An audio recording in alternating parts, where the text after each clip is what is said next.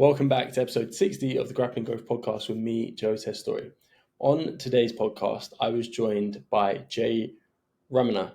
He is the managing director of maxstaff.co, a recruitment agency based in Australia.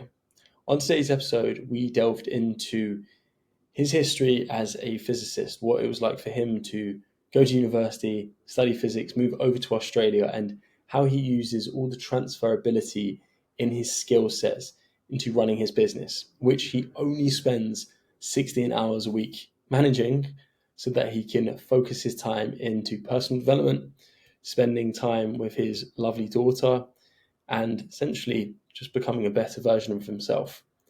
This podcast is for anyone who is looking at better balancing their time within their business, their career, and life. As always, if you enjoyed this podcast, give it a like, subscribe, share it. Thank you. As entrepreneurs, we all experience challenges in our business journey. I'm Jay Testori, and the Grappling Growth podcast is my attempt at documenting my entrepreneurial journey while building my brands. I sit down with fellow entrepreneurs, understanding how they grapple with growth. I hope you find value and enjoy. Jay, welcome to the Grappling Growth podcast. Pleasure to have you on. Thank you, Joe. Thanks for inviting me. You're most welcome. Jay, my first question is, what does growth look like to you? Well, when I think about growth, I think about personal growth as well as professional growth. So personal growth is really, your own way of thinking. It changes all the time. Constant learning, continuous development, lots of reading to be sort of ahead of the curve. When it comes to professional growth, obviously there is the business strategy, setting the vision, and implementing the vision, because I really strongly believe implementation is key. So there's no point setting a vision and looking at strategies if you don't have a good implementation strategy. So when I think about growth, those are the two things I think about. So looking at the holistic umbrella that you spoke there, personal, professional growth, if you track back in time a little bit, when do you think the essence of merging the two came to a fold? Because I find for a lot of young men, they're really fixated on the professional side of things and they neglect the personal. Did you find you were someone who's that way inclined as well when you were younger? No, I think for me it started really early in my life. Really, I come from Mauritius, a little island on the east coast of Africa, and for me, growing up, personal growth was really important, and I was always looking at what future careers look like and what I want to be when I grow up, and how do I work towards making these things happen.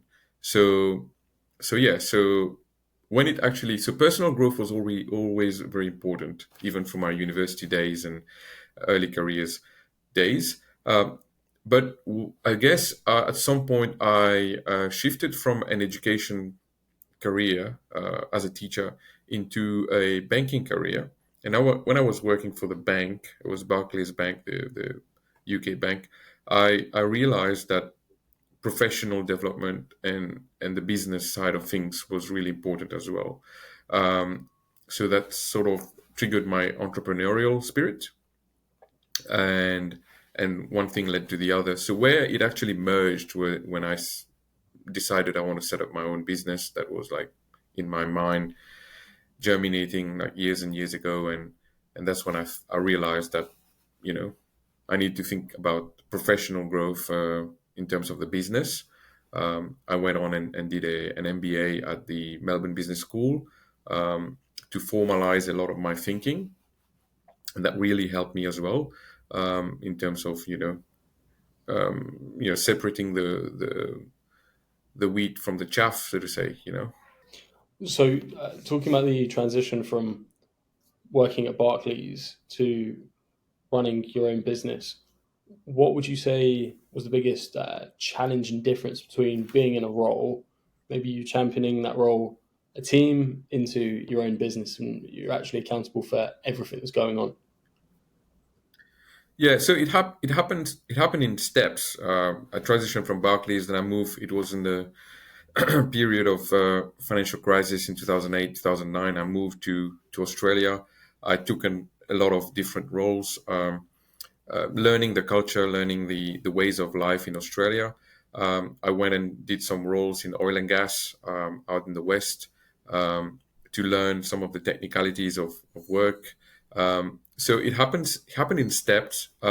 Ultimately, I took on some GM roles in training and different types of organizations like recruitment, consultancy, and ultimately, I made the decision that I want to sort of jump ship. There was a point in my life when I had a bit of a epiphany kind of moment, and I said, yeah, that's the moment where I can bring everybody together, all my skills together. I had a good network of potential clients, and that's when I decided that I want to make the actual move and focus on my professional as well as business growth. And how long did that take to formalize the business from inception to actual birth? It doesn't take long in Australia. Probably, I would say 2 to 3 months, really. By the time you register the business, you set up a website, you start. I mean, that's the formalization of it. But in the mind, it germinates. It takes a long time to sort of to formalize, and also you need to think about a solution, a challenge that you're trying to find a solution for, and that's the key to setting up a business. It's not really about setting up the website or register the company. Yeah, It's yeah, really no, about what is it that you're trying to achieve. So that process takes time, formalizing the offer and what you're bringing to the market. But the actual setting it up, that's a matter of 2 to 3 weeks or even 1 or 2 months. Nothing too big about it. Yeah. of course. My question should have been more Yeah. pointed. What I meant was from when you initially thought of the idea, when you came up with, you've seen the gap in the market, you've seen the problem that you think you and your business can address better than others to actually go into it. Because I find with a lot of people, they sit on their idea, they manifest it for a sustained period of time. How did that look for you? For me, it was pretty swift. I think I would say if I had to put a time frame to it, I would say probably 6 months. Okay. Um, by the time I started thinking about it, I would say I really started, I would say, thinking about going to market, let's say around the April 2024 period. That's really the decision making point. So from April 2024 to, I would say, November, December 2024 is when I really sort of formalized it. And that's sort of to answer your question. That was the whole, go to market, strategizing, finding a solution that would be better than any other competitors, finding the right price point, approaching a couple of prospective customers, um, and in the midst of that, setting up the company, doing up the website, and finding some contractors that could help me run the business, those types of things. Yeah. So definitely, probably, I would say 6 months. Fair timeline. And if we evolve a little bit more into the prominence of this series, talking about AI, what are a few of the AI tools and technologies that you've looked at personally that you could recommend to people right now? What are you really using to drive the business forward? Yeah. So when I think about AI, I don't. For me, AI it's a buzzword that a lot of people use to just really talk about innovation. Hmm. Uh, for me, AI, it's, well, it stands for artificial intelligence. It's basically the type of software automation that helps you to facilitate your life and be more efficient and more effective about your work. So I work part time. I've got other things to look at. To be honest, so I work about maximum 16 hours a week. How many hours a And week, people sorry? are surprised about how fast I can make it happen and how I can just work 16 hours a week and make it happen. For that, I use a lot of automation and a lot of software that I can grab around. I'm a rat on the internet. I go and look at all sorts of different types of not necessarily free. I invest quite a lot of money on it, and I would find the right tools to help me run the business. So from accounting all the way to publishing the website, to automate my marketing, automate my proposal writing, recruitment of contractors. Everything is automated and works in an artificial intelligent way. So I would say I use a lot of AI to complement the hours that I'm not putting on the business, but still being able to run it effectively. Hmm. What are a few tools that you've delved into that you could really recommend? So another business owner is thinking, where do I start? Because it's a minefield. Yeah, it is. It is. So if you think about LinkedIn to start with, although it's a platform that is not fully automated, there are different tools that you can integrate with LinkedIn to automate a lot of the outbound marketing that you want to use. So I used a few of those. For example, with social media marketing, I don't do it myself. I have a tool that I use called Blaze.ai. Helps me a lot to actually automate on all platforms the marketing. So LinkedIn, when it comes to accounting, I use Zero, which is an Australian-based accounting platform, but I integrate Zero with a lot of different um, apps like Yeah, of Dext course. and other apps that helps me to run it. There's a lot of projects on the go, so I find Trello really useful for me. Um, with Trello, I can automate scheduling, and I can move cards across left, right, center. I use for my CRM, I use HubSpot, Hmm. and HubSpot is actually integrated with quite a number of all of the other tools that I spoke about to generate quotations and also to generate email marketing campaigns, and also integrated with my LinkedIn Sales Navigator. So a lot of integration like that. I suppose I don't do any coding at the moment in terms of tailoring or customizing my AI. It's all off the shelf right now. But what I find off the shelf at reasonable rate definitely helps me to minimize the hours that I put on the business and maximize the output of the business. So looking at that, and I think that's a great position to be in, where you can only work 16. You only need to work 16 hours a week. Possibly a case of being able to cut that down even further. What does the rest of your week look like then? How do you spend your time? Oh, I spend a lot of time at the moment on my own personal growth, personal development. So reading, exercising, finding, thinking, and strategizing.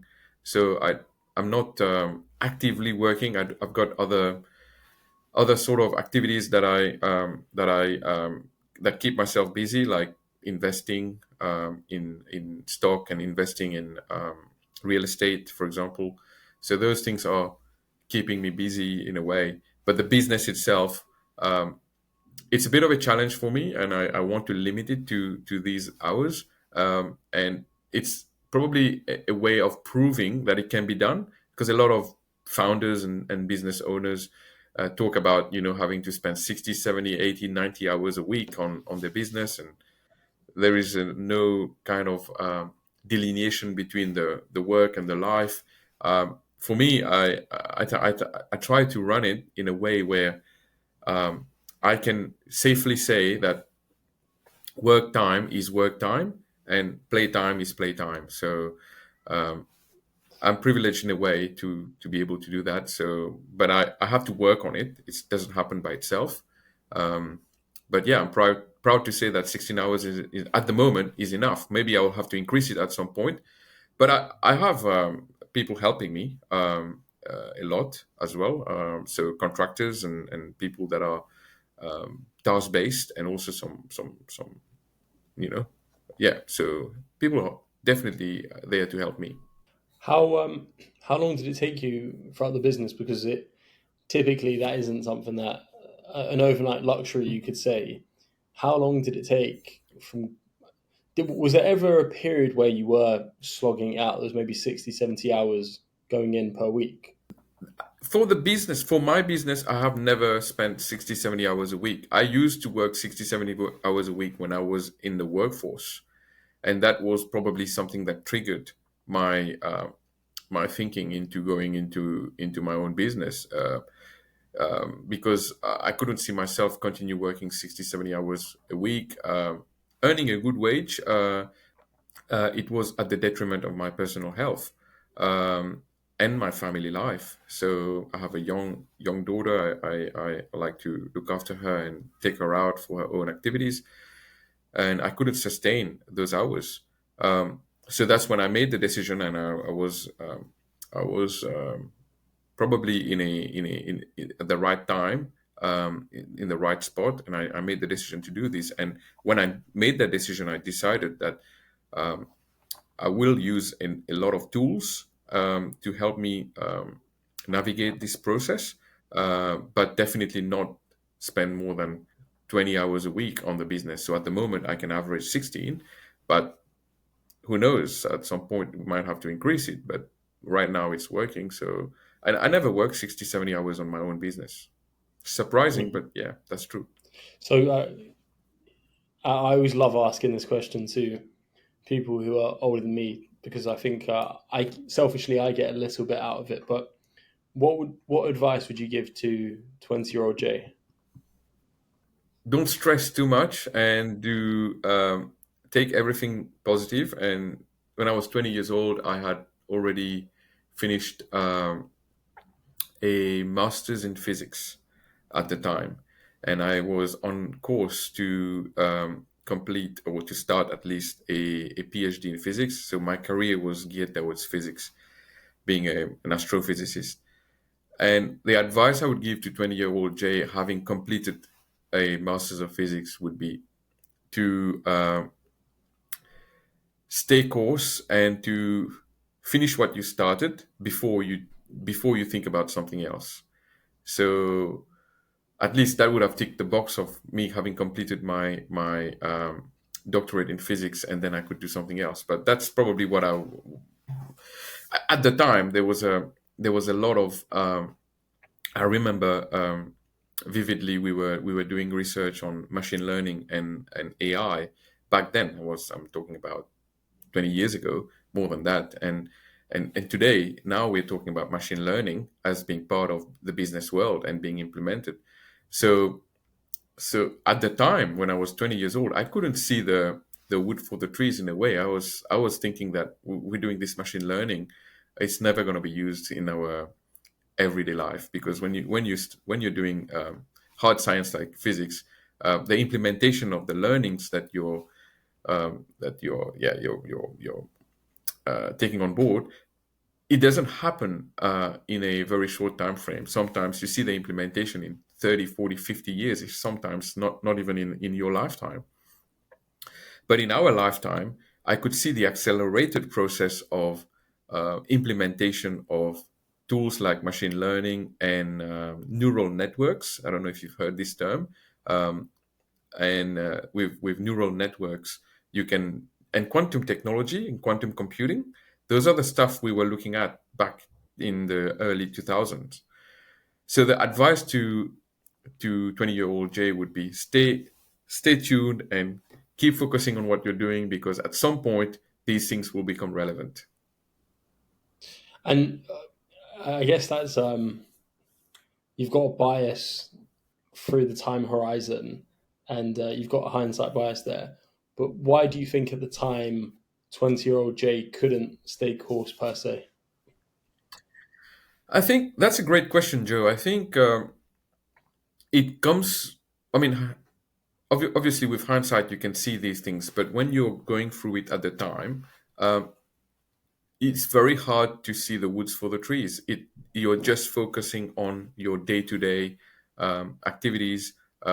You've got an assignment to do, you've got research to do, and you just focus on that. And you are in a lab, and surrounded by walls, a lack of interaction with people, I would say, a lack of interaction with multidisciplines, because when you're doing science and research, you're focusing on only one element. You are like in an echo chamber. You talk to similar people like yourself.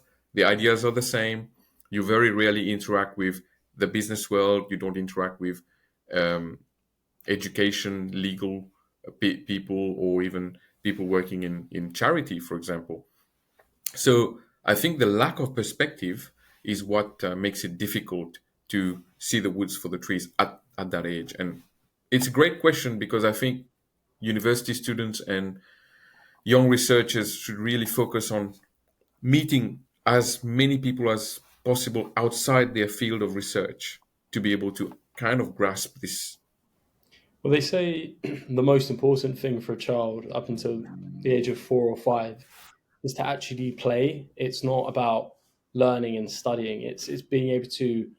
It's kind of from an anthropologic standpoint. It's being able to integrate amongst each other within society and to socially integrate, which makes child's development supremely important to their adult lives. And there's research that goes into if there's a child who's isolated, that the chance of them turning into a sociopath or a narcissist is exponentially higher than the people who integrate in amongst each other. And I think something that I've seen time and time again is if you use the term nerd, people who throw themselves in that echo chamber, as you mentioned, they become so insulated in amongst themselves, their group, people who are like them, that when they see someone else who isn't like them, which is literally 90% of the world, it feels as though that everyone else is speaking a foreign language. And it just means it's just a case of we don't see things the same way and we have different perspectives on things. And I've seen it amongst peers at university. And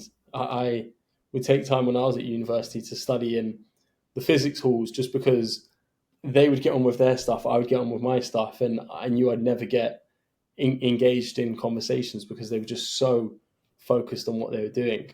So I think, as you said, it's hindsight bias. But at the time, you I guess from my perspective, someone who's just turned 30, when I look at the last 10 years, I can give myself such great feedback and wisdom.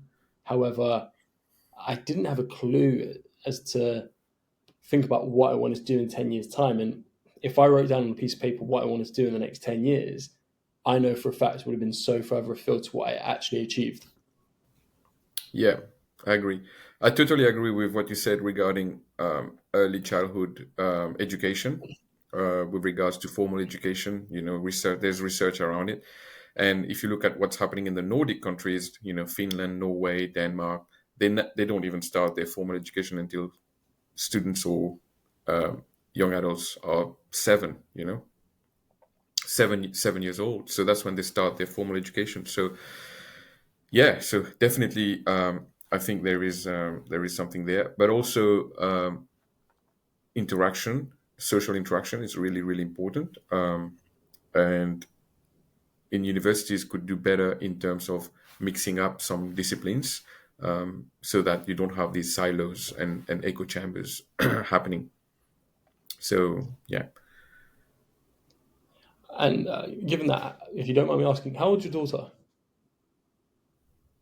she's 10, just turned 10. And so, with her, the last 10 years, and from your perspective as a physicist, as a human, are there any things that you've specifically etched out and you said, for her first 10 years of life, we've wanted to give her X, Y, Z and wanted to help her guide her in a certain way, like we've just said about Yeah, play and experience? And you said you take a lot of time. It is such a pastime for you and such an important thing to spend time with your daughter. absolutely, absolutely. So we my wife and I, we work hard on making sure that we don't focus just on the education side, the formal education side of things. So we spend a lot of time with her on a lot of extracurricular activities. If I list the things she does, you'd be surprised the amount of things she does. But we really want to make her taste as many possible disciplines, activities as possible, because we know that at some point it's going to trigger a spark, and we don't want the spark to come from us. The spark has to come from her, from within. And the only way that this will happen is through social interaction and through trial and error of a number of disciplines, that some of them traditional for kids of her age, some of them even non-traditional stuff that kids would of her age wouldn't be doing. So we try to give her as many experiences as possible. Play dates and interaction with kids of her age, really, really important. We encourage that. We encourage a lot of left brain, right brain thinking.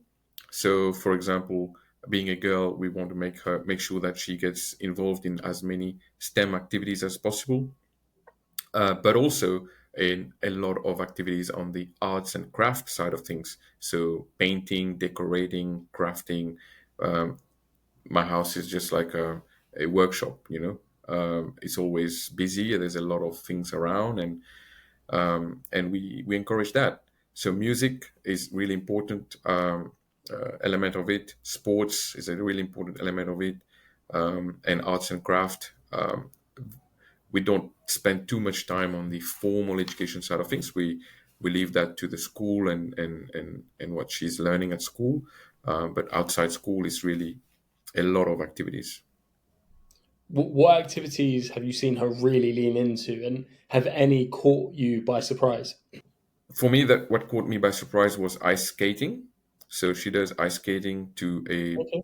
decent level, and I was quite surprised that she would take on to participate in ice skating, given that Australia is not a country where you would associate with anything to do with ice or snow or cold temperature. But we're very lucky. We do have an ice skating rink not far from us, and she went there for one of her birthday parties and tried it out and thought that this was something that she would be interested in. And she spends probably about, I would say, 2 to 3 hours a week practicing at the moment with all the competitions and things around it, and which involves a lot of social interaction with others and so on. So that took me by surprise. I was not too surprised by her taking on doing some arts, because she's very artsy and she likes painting and decorating, so, and craft. So I wasn't surprised about that.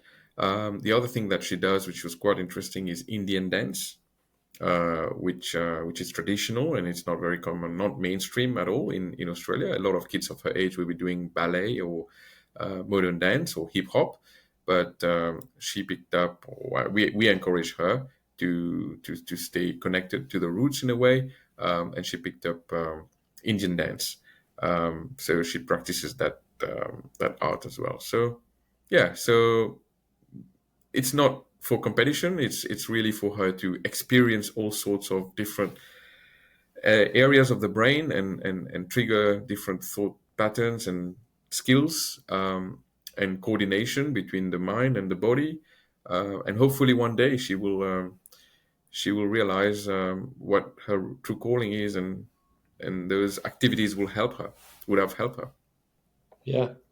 I love the fact that there's such a holistic array of activities there, and there's such an emphasis on playing and experimenting and not trying to conform her to, oh, you have to do this. And it's fundamentally, it's you're kind of like the coach. You're just showing her a path and saying, see if you like that path, and if you don't like it, then there's a revolving door that you can come back round and then decide something else. Because Absolutely, yeah, yeah, I think there's nothing worse. I've yeah, seen it when I was a kid, and that you're doing something that you know you hate. Like, I don't know. I think I tried the piano for about 2 years, and I think my mum just eventually saw. She was like, "He really, really doesn't enjoy this," and that's it. You just go on, find something new, and that's how you find passions that align to yeah, purpose further down yeah. the line, Also, which when is Yeah, we're also using the benefit of hindsight, because where we grew up, we didn't have these types of opportunities for various reasons. We were mostly focusing on formal education. We would be going to school, and after school going to private tuitions on Saturdays and Sundays, private tuitions during holidays, private tuitions. So you end up being in a rat race right from the get go. So we didn't have the opportunity of experiencing other things like art and craft and music and sports, um, and other types of activities. So hindsight has helped us, my wife and I, to engineer her childhood in a different way. So, shifting back slightly to a point that you mentioned earlier, I was really curious and interested. You mentioned you spend a lot of your time exercising, working on your personal development. What are a few things that are sprinkled throughout your personal development journey in life right now? Yeah, so reading, I spend a lot of time reading. So um, I don't I'm not a fan of any particular book. I just pick up a book and read. I read a lot of also academic research papers, try to sort of stay abreast of things. Obviously, being in business, a lot of social reading on, things that come up on LinkedIn or on portals, and listen to podcasts like your podcast. I was very keen to listen to some of those. Um, so that's on the mind side of things. I try to practice a lot of mindfulness, going out in nature and experience, the birds singing and chirping. And I live in an area which is very green and very leafy, so it's really pleasant. I don't do enough of sports. I'm trying to get into a bit of playing some badminton or playing some soccer, but that will probably happen in the next couple of months. Um, yeah, so that's what I do on the personal development front. I don't formalize it. I used to formalize it by going to the gym and try to have a rigid schedule. I find that I'm not the type of person that can stick to a rigid schedule. I play it by the ear in a way. So, but I definitely understand and spend a lot of time on my personal development and the mind. Um, I think as you grow older, um, your mind can be also can become your enemy in a way if you don't work on it. So Hmm. because you have a lot of you have a lot of experiences that could have been positive and could have been also not so positive in your life. So those not so positive experiences in your life can actually be detrimental for your future personal growth. So we need to really work hard on it as opposed to a young person. I think for people growing older, it's really important that we try to sort of clean up the mind. Is probably the best way to put it. Absolutely. Curious. Have you got a collection of go-to business books that you could recommend to someone? What are your if we put a bookshelf right here and we said you're on a desert island for the next year, you have to pick 5 business books. What would you pick? At the moment, I'm reading Dale Carnegie, "Influencing People," making Hmm. friends and influencing people. It's an old Classic. book written in the early 1930s, but Hmm. I find a lot of the stuff in there quite relevant. Uh, there is a book called "Let Them," which is on my desk at the moment, by Robbins, which I'm reading. The Goal. I don't know if you've read the book The Goal. A really interesting book about a scientist working in a factory in the United States and trying to re-engineer the factory to become more productive. So Hmm. it's a book about operational efficiency, but also about people. Um and then the book written by Stephen Covey, Seven Habits of Highly Effective People, is really useful. Um, those are the books. I read a lot about leadership. Richard Branson's book. I've got a few of them. I think those are the types of books that I really enjoy reading. Strong selection there. Strong selection. I've heard Yeah, Richard Branson's. I've got one of his books. I think it's Like a Virgin or something like. He works on a yeah, that play was on his one of his first books. Yeah, words yeah, yeah, with regards to Virgin. So yeah, there's some great yeah. books, and I think for me, Dale Carnegie, How to Win Friends and Influence People. That's one of my top 5 books of all time, and something that I try to regularly come back to, and it's very popular amongst guests of this show. So you're not alone Yeah, there, which is amazing. yeah. Um, Jay, it's been a pleasure. What's next for you, and where can people find you? Where can people find me on LinkedIn? If you type my name on LinkedIn, you'll find me there. People can find me on YouTube. I run a podcast called The Talent Channel, Jay Ramanah. Again, if you Google it, you'll find it. Some of my podcasts are on Spotify. I talk a lot about, like yourself, I invite guests to my podcast, and we talk about two things: skills and talent, as well as the business growth. So I strongly believe that business growth, even though in the times of AI and machine learning, neural networks, and quantum technology, people will is and will strongly remain at the center of business growth. So um, so I talk a lot about what makes people succeed, what makes businesses succeed with the right people, strategies in place. So yeah, that's where people can find me. Amazing, Jay. I appreciate your time. Thank you, Joe. I really appreciate inviting me. Take care.